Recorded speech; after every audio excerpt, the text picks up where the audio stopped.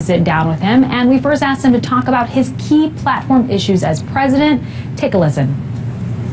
Obviously, my number one priority and my main reason for running for president is cybersecurity. The Chinese and the Russians have the capacity today to click a mouse and take down our entire power grid. Our power grid is 50 years old, and the computers running it 25 years old, designed and the software that controls them before the word cybersecurity even popped into our imagination. So hacking these things, if you can hack into the Office of Personnel Management, you can easily hack into our power grid. We know this for a fact. The Iranians have done it. An article came out today in Hacking News that the Iranians, what they were trying to do was to open the floodgates on the dam in New York to flood everything downstream. It would have been a horrific nightmare. Fortunately, the floodgate was being repaired that day and was offline, and they could not then access it.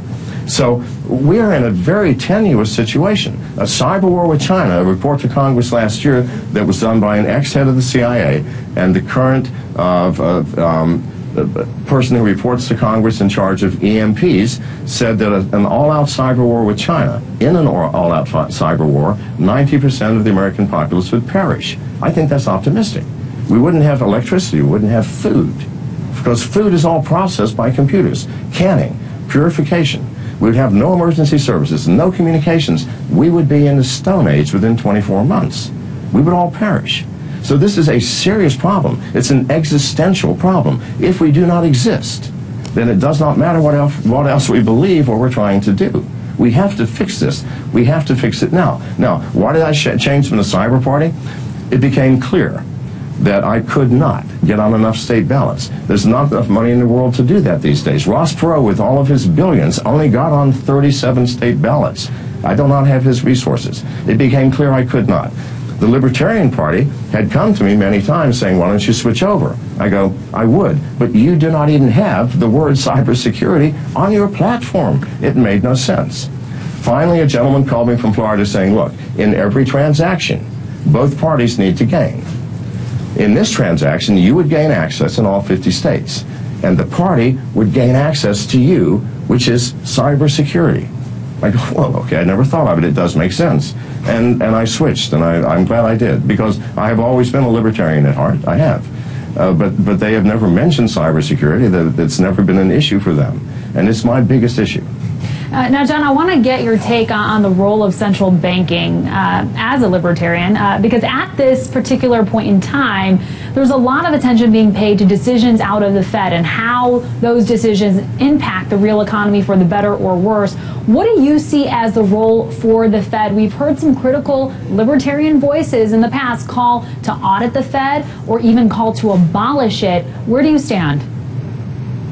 Well, the Fed is an artificial construct for controlling our currency.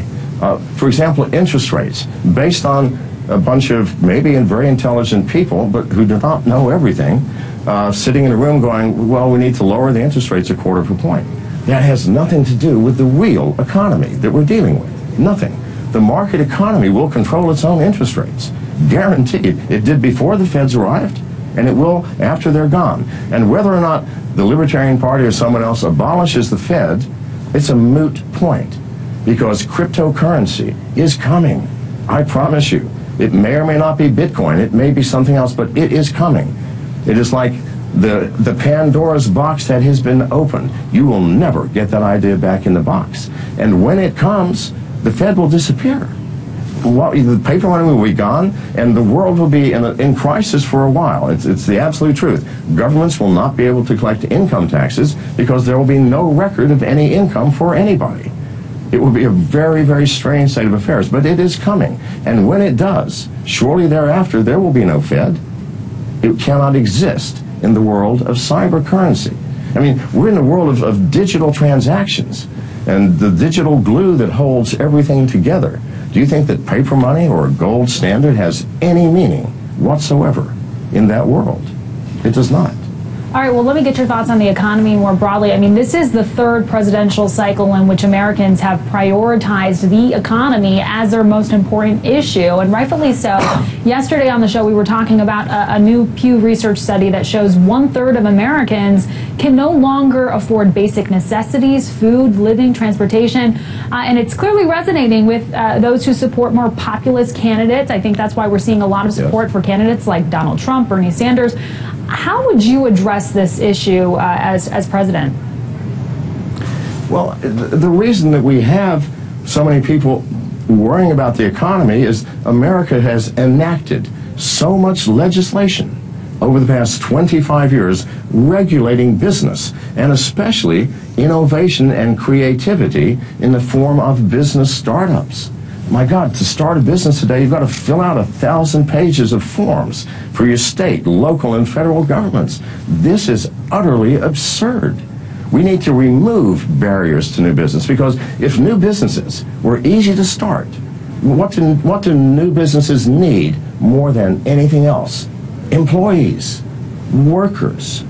We have such a problem because the demand for new employees is so low because the creation of new businesses is so difficult.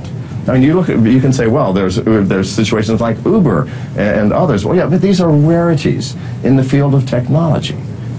We need startups. We need new businesses in every area of life, and we need the federal government specifically to get out of the way.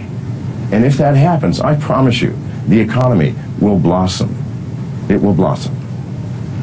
You know, John, at heart, you're obviously a technologist, and as such, you may have a view on how to deal with technology politically, as this election cycle has seen a lot of angst regarding technology displacing workers and putting downward pressure on wages. Is this a real issue, and if so, how should politicians address it? Well, of course, every change impacts the type of work being done, and the pay and everything else surrounding that type of work. You know, as we move from the horse and buggy stage into the steam engine and later on the gasoline engine, if you worked in a buggy whip factory, your chances of long-term employment were minimal. And this is just the way reality is. And as automation replaces workers, and usually automation replaces the worst kind of work, that monotonous, repetitive thing which is mind-numbing and soul-killing. So these workers are now released into the general populace to be available by the innovations that are coming up.